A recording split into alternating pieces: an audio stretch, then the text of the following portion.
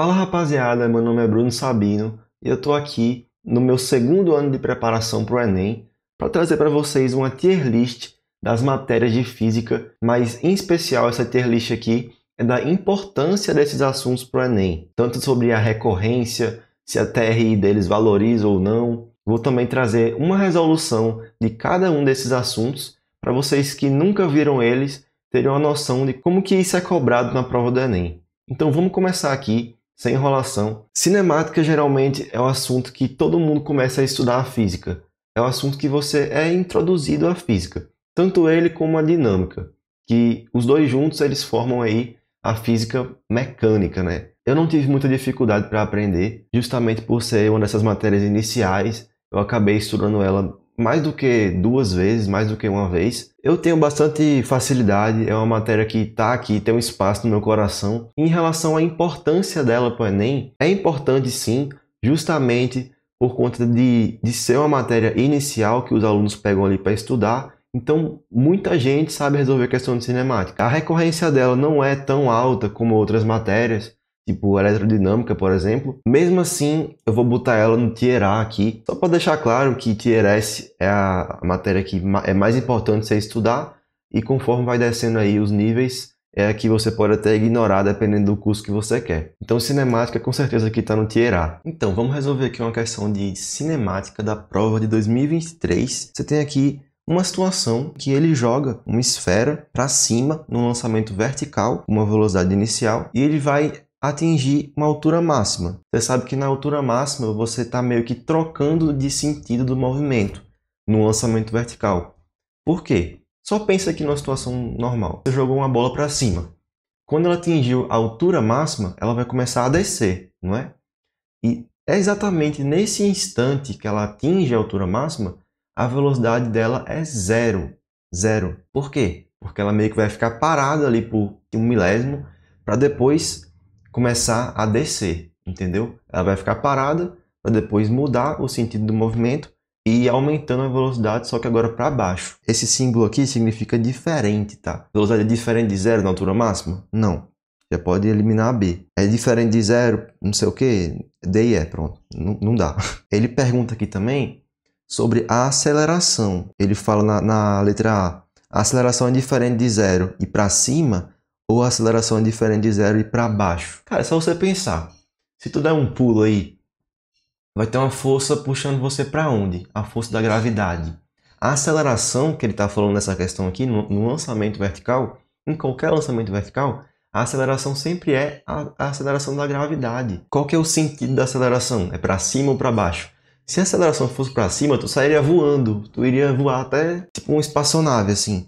Mas como é uma bola que você jogou, a gravidade tá direcionada para baixo. Inclusive, não só depois que você começou a descer, que a bola começou a descer. A gravidade já está atuando ali a todo momento. Tá aí a questão, eu vou fazer isso com todos os assuntos, tá? Mas vamos agora para dinâmica. Cara, dinâmica é uma matéria que também muita gente estuda aí no começo, né? Logo depois de cinemática. As duas, mano, elas são a base para você estudar a física. Você vai estudar ali notação científica, vetores. Se você não souber esses dois assuntos, você vai ter um pouco mais de dificuldade em iniciar os outros. Cara, na verdade eu vou botar cinemática na frente, tá? Justamente por ser esse assunto inicial e, na minha opinião, ser mais fácil do que dinâmica. Porque dinâmica você tem ali toda aquela análise vetorial, você tem questões que são um pouco mais complexas, mas cinemática eu acho que ainda fica um pouco à frente, justamente pela facilidade, tá? Mas enfim, os dois assuntos são extremamente importantes. Vamos para uma questão agora de dinâmica, que muita gente complica ela, mas ela é uma questão bem simples, tá? Você tem aqui um sistema de polias numa academia, é um exercício aqui, pode ser um bíceps rosca, assim, por exemplo, né? Você tem um sistema de polias em que no aparelho 1 você tem apenas polias fixas e no aparelho 2 você tem uma polia móvel, que está bem aqui, ó. Se você for analisar os vetores que atuam aqui nesse sistema, no aparelho 2, essa massa que está ali fazendo o peso, né, que o cara vai ter que puxar, ela está sendo dividida em duas partes. Metade dessa massa, um meio aqui, desse peso, vai vir aqui para esse teto, que vai segurar, ou seja, vai ser meio que dissipado, o cara não vai ter que fazer essa força. Metade vai vir justamente para esse cara fazer a força, que vai ser transmitida até aqui. Mas qual que é a pergunta dele? Qual que vai ser a razão entre a massa 2 e a massa 1 para que a força seja a mesma? Isso que ele pergunta, para que essa força F seja a mesma. Você concorda comigo? Para que a força seja a mesma, a massa que ele está puxando vai ter que ser a mesma, beleza? Aí você fala, tá bom, então a resposta é 1. Está dividindo a mesma massa pela mesma massa. Não. Por quê? Justamente por causa desse sistema de Polias. A massa que ele vai estar puxando na situação 2, ela é só metade de qualquer... Estou chutando aqui. É metade de qualquer valor que ele vai ter que puxar na 1.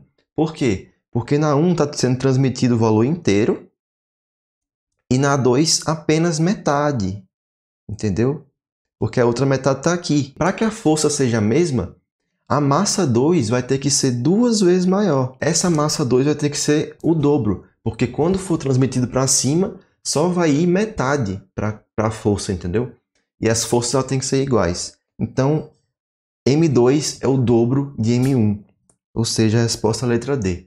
É isso. Agora vamos para a parte aqui da física elétrica, que o Enem vem cobrando por vários anos aí bastante, tá? Principalmente a parte de eletrodinâmica. Mas vamos falar um pouco primeiro da eletrostática. Então eu vou deixar aqui no B. A recorrência dela já é bem menor do que a eletrodinâmica, por exemplo. Bem menor mesmo. Eu acho que quase não cai questão de eletrostática no Enem. Cai pouco. Mas como é um conceito fundamental ali para você ir avançando, eu diria que ela é importante sim, então eu vou botar no B. Peguei uma questão aqui de eletrostática que confesso que foi difícil de achar uma. A gente tem aqui uma tirinha, eu esqueci o nome desse gato aí. E ele fala, eu odeio eletricidade estática. Também odeio. Mas vamos lá.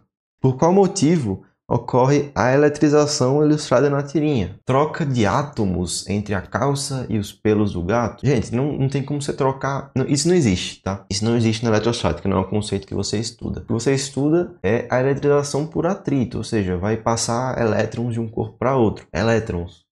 Se liga nisso. Diminuição do número de prótons nos pelos do gato. O número de prótons não muda, galera. O número de prótons está no núcleo do átomo, ele não vai sair.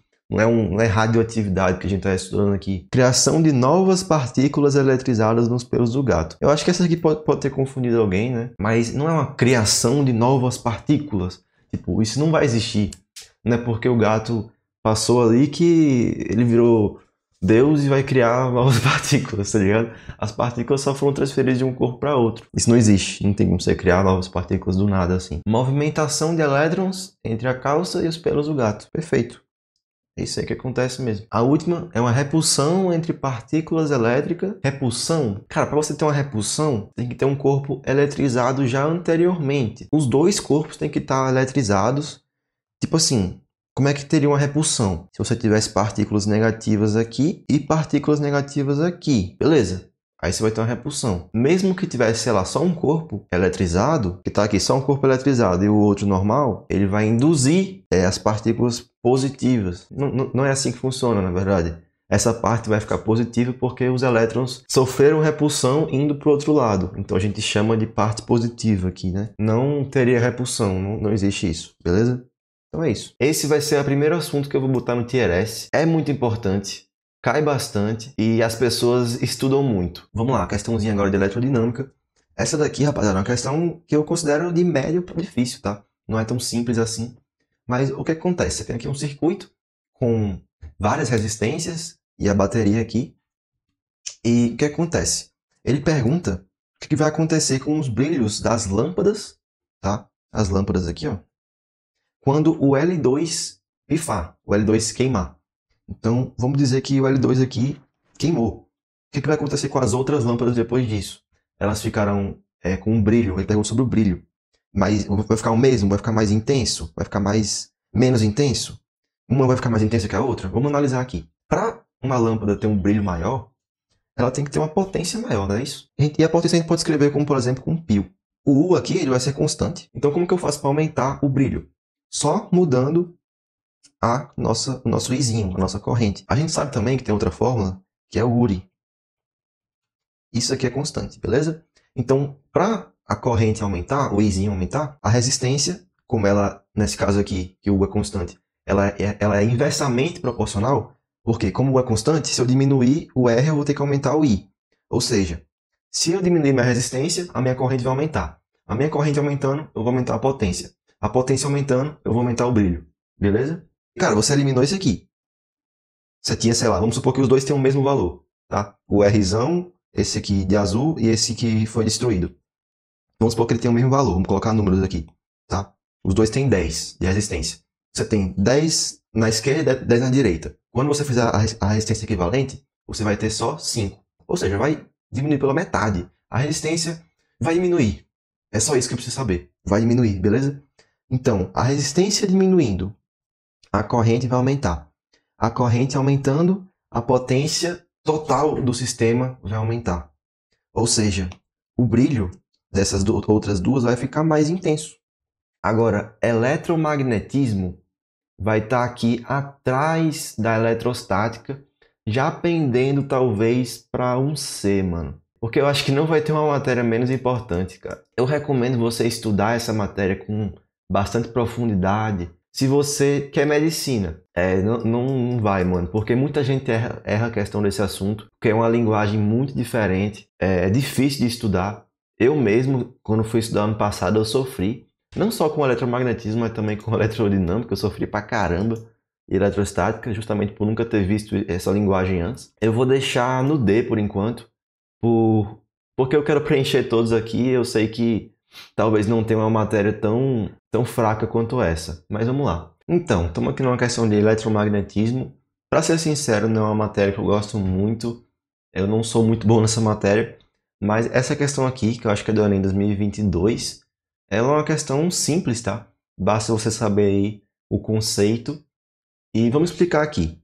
Não sei se vocês lembram disso, mas o campo magnético ele pode ser gerado por uma corrente, né? Por cargas em movimento.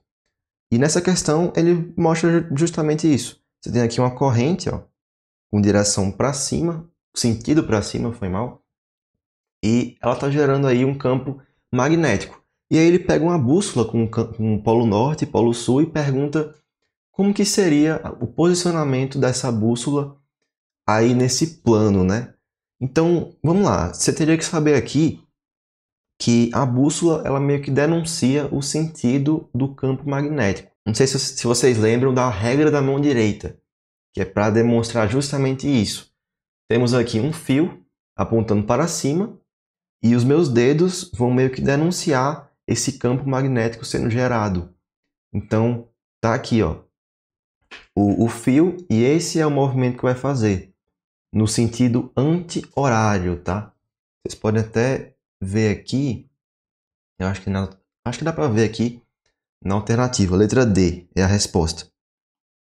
Que o polo norte está denunciando aqui, né, o sentido do movimento, e elas estão meio que girando aqui no sentido anti-horário, beleza? Basicamente isso, né? Para quem já viu o assunto, obviamente que entendeu o que eu estou falando, mas para quem não viu, acho que ficou um pouco confuso. Só um adendo, se essa corrente tivesse para baixo, deixa eu mudar aqui a caneta, tivesse para baixo, ela está para cima, né? Meu dedinho está para cima. Se tivesse para baixo, seria o contrário. O movimento seria no sentido horário, ó, horário, bum. E os polos norte das bússolas estariam o contrário do que está aqui, beleza? Então é basicamente isso. A próxima, na verdade, também faz parte da física mecânica, que é a física estática. Aqui você vai estudar torque, principalmente torque e alavancas, né?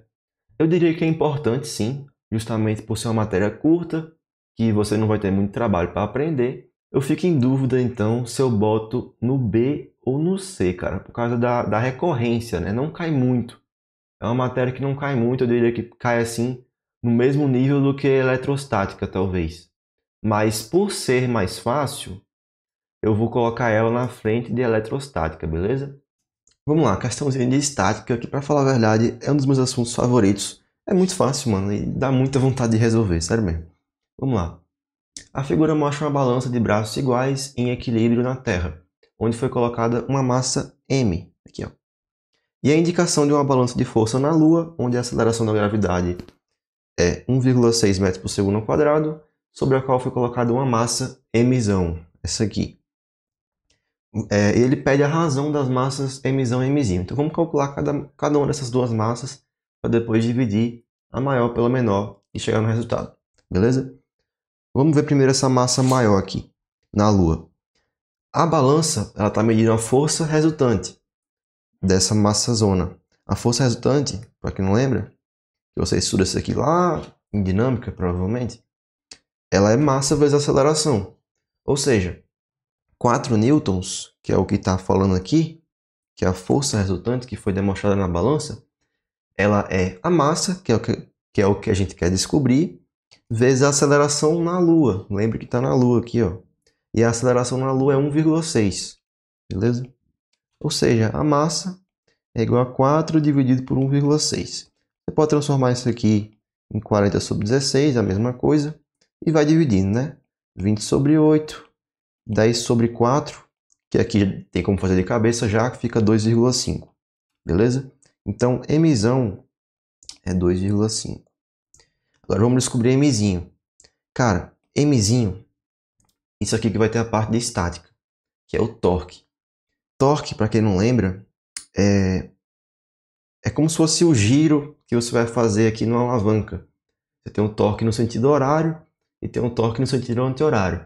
Se eu te perguntar aqui, qual dessas massas, essa da esquerda ou essa da direita, está forçando a barra a girar no sentido horário? É a massa da direita. Porque se eu aumentar essa massa aqui, vai começar a girar para a direita, né? É uma coisa meio intuitiva de se saber. E como ele diz que esse sistema aqui está em equilíbrio, o torque no sentido horário é igual ao torque no sentido anti-horário. O que é torque? Força vezes L. O que é L? É essa distância entre o centro de apoio aqui e onde a massa está localizada. Você pode ver que o L é igual dos dois lados, beleza? Então, F vezes L é igual a F vezes L. Só que é um no sentido horário e outro no sentido anti-horário. Nem precisava fazer isso aqui. Eu estou fazendo só para revisar, tá? Se o L é igual, eu posso cortar o dos dois lados. Ou seja, a força que tem de um lado, força no sentido horário, é igual a força no sentido anti-horário. Beleza? E vou adentrar mais ainda. Força é igual a massa vezes a aceleração. A aceleração dos dois lados é igual, porque a gente está na Terra. Em qualquer lugar vai ser igual. Ou seja, a gente pode cortar o A, a gente tem o quê? Que a massa da direita é igual à massa da esquerda. Se do lado esquerdo você tem 1 kg, do lado direito você também tem 1 kg, beleza? Então, mzinho vale 1. E dividindo 2,5 por 1, a gente tem 2,5. Então, é isso aí. Agora vamos para a próxima aqui, que é gravitação. Essa matéria que tem estática, ela é curta. Você termina ela aí em um dia, se tu quiser. Você vai ver, por exemplo, a história da astronomia. Depois tu vai pegar ali força gravitacional, as leis de Kepler. Tudo isso aí você vai ver. E é bem tranquilo, tipo, uma matéria que muita gente deve curtir. E por isso mesmo eu vou colocar a importância dela aqui em B, só que na frente ainda de estática, tá? Porque se cair, eu acho que não vai ser uma questão com muito índice de erro, tá? Então é bem importante sim estudar gravitação. Vamos lá, a questão de gravitação agora, que é um assunto que cai bem pouco, mas quando cai, a gente tem que acertar. Então, pausem aí para ler a questão, eu já vou explicar aqui. Pausou? Leu? Vamos lá. O que acontece é que ele fala que tem um buraco negro. Não, calma. Tem um Sol, né, do sistema solar, o nosso sistema solar, e ele vai ser substituído por um buraco negro. Só que esse buraco negro, ele diz que tem a mesma massa que o Sol. E o seu horizonte de eventos, que deve ser, tipo assim, eu não sei muito sobre buraco negro, mas eu imagino que seja tipo, nesse horizonte de eventos, a pessoa deve ser sugada, sei lá, deve acontecer alguma coisa. Não sei, enfim. Fala que é só 3 km. Gente, 3 km não é nada comparado à distância que a gente tem da nossa Terra para o Sol. É literalmente 0,0000001% da distância. Entendeu? Então, o que é que vai acontecer quando você substituir o Sol por um buraco negro de mesma massa? Vamos lá. Eles se moveriam em órbitas espirais, aproximando-se sucessivamente do buraco negro? Já vou adiantar que não. Por quê? Existe uma fórmula que você aprende em gravitação, que é a força gravitacional, que é medida como uma constante, eu acho que é G, né? A constante. A massa de um corpo grande, pode ser o Sol, e uma massazinha, vamos dizer que é a Terra. Tudo isso dividido pela distância ao quadrado. E a gente vai substituir literalmente esse emissão aqui. A gente vai trocar o Sol por outro de mesma massa, tá? Então a emissão ele continua aí sendo constante. A massa da Terra também continua sendo constante. A constante de gravitação também continuou, né, sendo constante. E a distância entre o Sol e a Terra também não mudou. Ou seja, a força gravitacional continuou... Opa! Peraí. A força gravitacional continuou a mesma, tá? Então, não vai mudar a órbita. A órbita de um planeta só vai mudar se a força gravitacional mudar, beleza? Então, A tá errado, não vai mudar nada, vai continuar a mesma coisa. Eles oscilariam aleatoriamente em torno de suas órbitas elípticas originais? Aleatoriamente, não. Eles se moveriam em direção ao centro do buraco negro? Não. Eles passariam a se precessionar mais rapidamente? Isso é algum movimento, né, que os astros têm, eu não conheço. E eles manteriam suas órbitas inalteradas. Beleza, essa é a resposta. É quase uma pegadinha, né, mas se você analisar bem, como tem a mesma massa, vai continuar aí na mesma órbita. Agora o próximo aqui, a gente está em hidroestática. Hidrodinâmica, para falar a verdade, que é uma matéria que eu não coloquei aqui, eu acho que não cai muito no Enem. Na verdade, eu não conheço nenhuma questão de hidrodinâmica. Se cair, ela vai ser com certeza teórica, tá? Mas a parte da hidrostática cai sim. O teorema do empuxo, dos vasos comunicantes, de Stevin, enfim, pressão. Cara, tudo isso aqui cai, você tem que saber, tá? Inclusive, ano passado eu acho que não caiu, então a tendência é que venha a voltar, tá? Então, se eu fosse você, eu estudaria sim hidrostática, justamente pela densidade aí de assuntos que tem dentro dela e que podem ser cobrados sim, tá? A recorrência não é tão grande, mas existe sim uma recorrência. Então, eu não sei se a gente pode comparar ela com uma dinâmica ou com uma cinemática da vida, então eu vou deixar ela aqui no topo do Tier B. Vamos lá, questãozinha de hidrostática que eu confesso que foi até difícil de achar, porque tem poucas, mas enfim. Essa questão aqui, dá uma pausa aqui para vocês lerem, ó. Quem quiser dar uma lidinha. Mas ele basicamente pergunta qual que vai ser a variação de pressão entre esse cara que está aqui dentro, dessa caverna, por exemplo, e um cara que está aqui fora. Ele vai ter que sair e ele pergunta a variação de pressão, né? E na verdade ele pergunta qual que é o tempo, só que para a gente descobrir o tempo é só descobrir antes a variação de pressão para a gente analisar aqui o gráfico, de acordo com o valor, beleza? Então, tranquilo. Como que a gente vai descobrir essa variação de pressão? A gente sabe pelo teorema de Stevin que a pressão nesse ponto é a mesma desse ponto, por exemplo. Vou falar que aqui é o ponto A, aqui é o ponto B, beleza? E essa pressão A, a gente sabe que ela está sendo exercida por essa camada d'água que tem acima dela e também, foi mal aí, pela pressão atmosférica, que ele disse que tem também a pressão atmosférica. Então vamos ver. A pressão, galera, no ponto A vai ser igual à pressão atmosférica mais a pressão do líquido, que é D, densidade, vezes gravidade, vezes a altura, certo? Então vamos continuar aqui.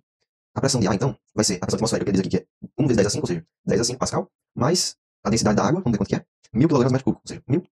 A gravidade deve ser 10, e a altura, que ele está aqui, é de 50 metros, tá? Você pode ver aqui, 50 metros, certo? Então vamos lá.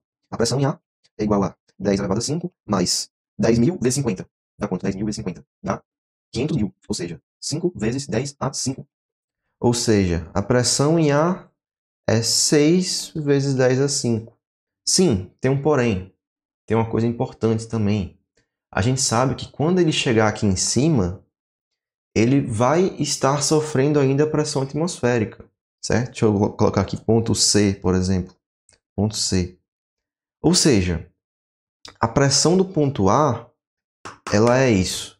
6 vezes 10 a 5. Mas quando ele chegar no ponto C, que é isso que é a variação, né, do ponto A até o ponto C, ele vai estar ainda com 1 vezes 10 a 5, que é a pressão atmosférica. Ou seja, a variação, na verdade, é PA menos PC, que é 6 vezes 10 a 5 menos 1 vezes 10 a 5, que é 5 vezes 10 a 5. Então, essa foi a variação, tá? Porque a pressão aqui em cima não é zero, tem a atmosfera ainda. Ou seja, 5 vezes 10 a 5, no gráfico aqui está escrito em kPa, quilopascal, ou seja, a gente pode converter isso aqui para 500 vezes 10 a 3, ou seja, 500 quilopascal. Então, olhando aqui no gráfico, são 60 segundos que ele vai ter que descomprimir com essa pressão. Então, 60 segundos, está aí a questão. Agora, a próxima que a gente tem aqui é ondulatória. Cara, essa é importantíssima, tá? Eu vou colocar ela aqui já no Tier S. Não vou colocar... Na verdade, eu vou colocar sim acima de eletrodinâmica. Por quê? Vou explicar por quê. Cara, é uma matéria que não é difícil, ondulatória. Não é muito densa. Você consegue terminar aí, eu diria que em uns 2, 3 dias. Tem algumas partes mais difíceis? Tem, tá? Tem algumas partes que caem menos? Tem. Principalmente aquela de cordas, tá ligado? Eu acho que é cordas que chamam o assunto. Mas, enfim, em geral, é uma matéria que cai bastante pela quantidade de assuntos que ela tem, que é pequeno. As pessoas acertam justamente por não ser muito difícil. E, mano, vem caindo ano após ano. Então, eu recomendo aí você assistir, tá? Vamos lá, questãozinha de ondulatória bem simples, perguntando pra gente. Se você quiser ler, né? Tá aqui, ó. Você pode ler. Mas ele basicamente pergunta em qual região espectral se situa o comprimento de onda do laser que otimiza o armazenamento. E esse comprimento de onda, na própria questão, ele fala que são os menores comprimentos de ondas possíveis. Então, a gente tem aquela formulazinha, né? Que a gente usa para quase tudo aqui em ondulatória, que é V igual a lambda F. Sabendo que a velocidade ela só depende do meio, a gente pode considerar ela como sendo constante, tá? E a gente tem agora uma relação inversamente proporcional entre o comprimento de onda e a frequência. Ou seja, quanto menor o comprimento de onda, maior a frequência. Tá? Não precisava fazer isso, tá? Era só você conhecer as regiões espectrais, o infravermelho, ultravioleta, a região visível, enfim. Mas eu gosto de fazer isso porque eu decoro as regiões espectrais justamente pela frequência. Eu sei que o infra abaixo, ele é as frequências mais baixas. E o ultravioleta, ele está nas frequências mais altas. Então, qual é a região espectral aqui?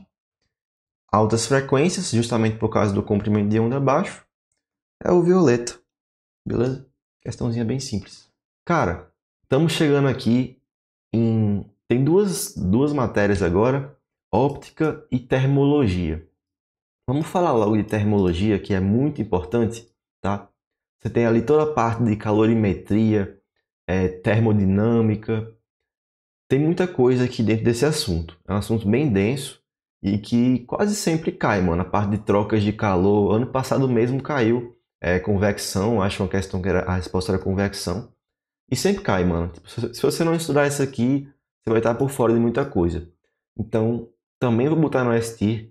Eu acho que ainda fica atrás de eletrodinâmica.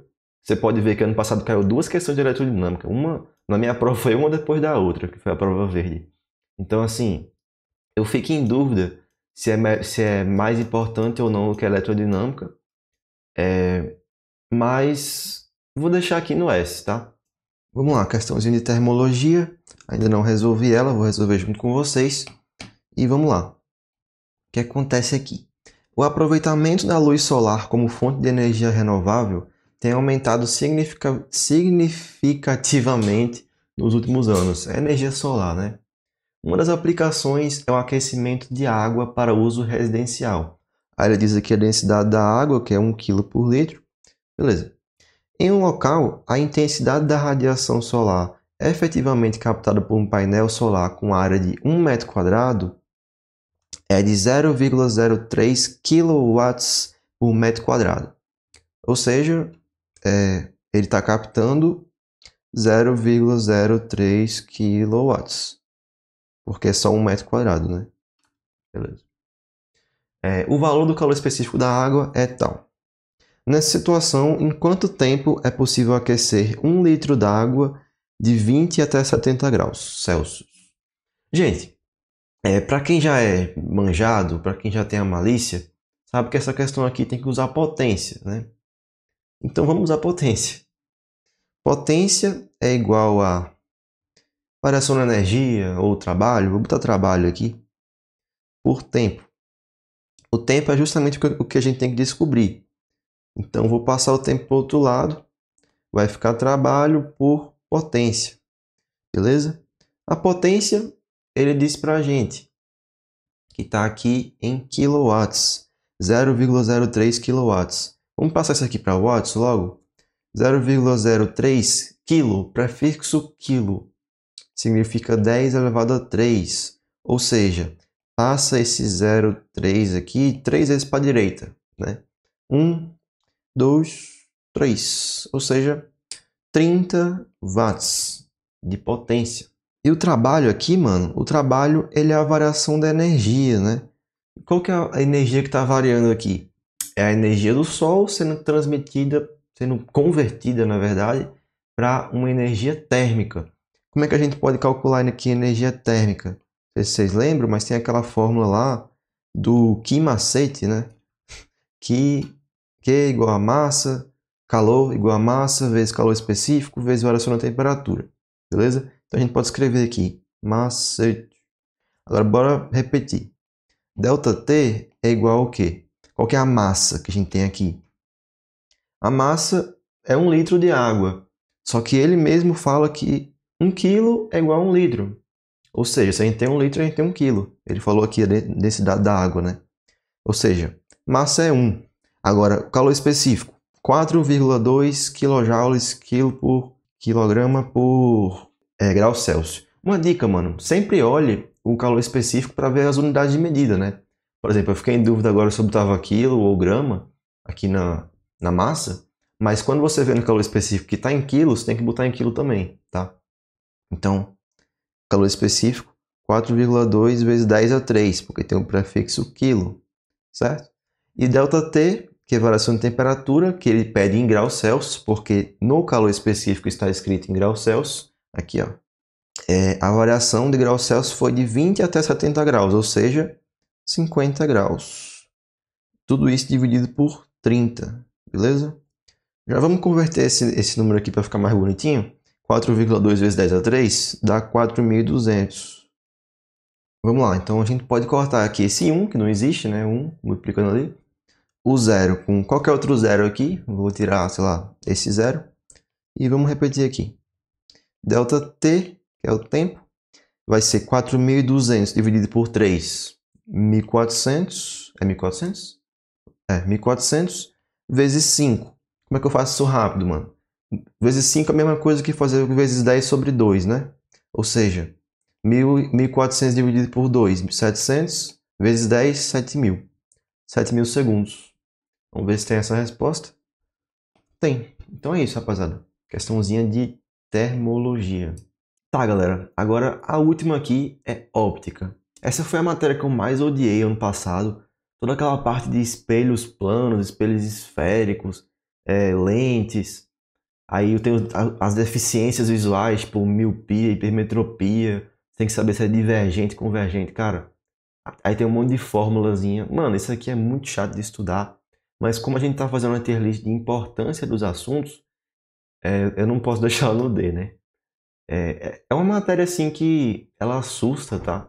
Você pode ver até que ano passado caiu uma questão de cálculo de óptica e assustou muita gente, que geralmente não cai.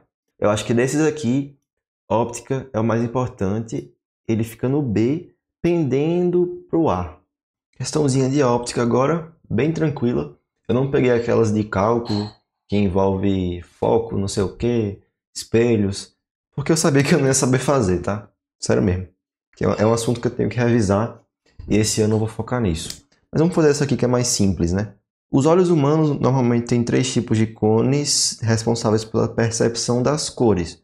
Um para tons vermelhos, um azul e outro verde. As diversas cores que enxergamos são resultado da percepção das cores básicas, como indica a figura. É o famoso RGB, né? Protanopia é um tipo de daltonismo em que há diminuição ou ausência de receptores da cor vermelha.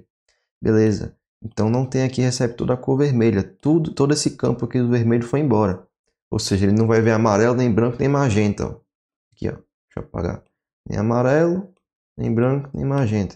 Parece uma questão de conjuntos também isso aqui, né? Enfim, foi embora tudo isso. Aí ele pergunta: considere um teste com 2 voluntários, uma pessoa com visão normal e outra com caso severo de protanopia.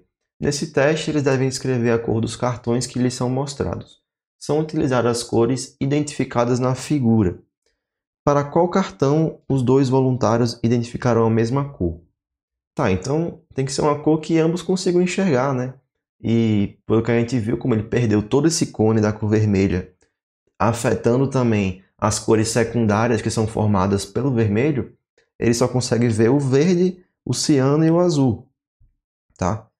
E pelo visto, já a resposta aqui já é azul, né? Que ó, o branco já está ali, amarelo, magenta, todos esses 4 aqui estão dentro desse conjunto que foi eliminado. Então, questão bem simples, tá?